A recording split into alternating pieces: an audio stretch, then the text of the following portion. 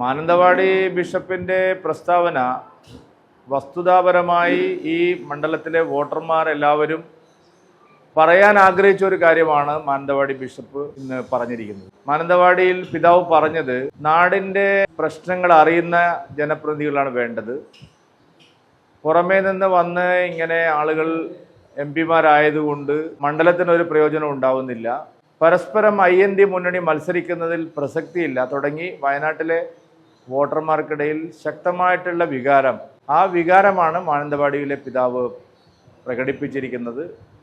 അത് വയനാട്ടിലെ വോട്ടർമാരുടെ ആകെ മനോഗതമാണ് കൃത്യമായി ചൂണ്ടിക്കാണിക്കുന്നത്.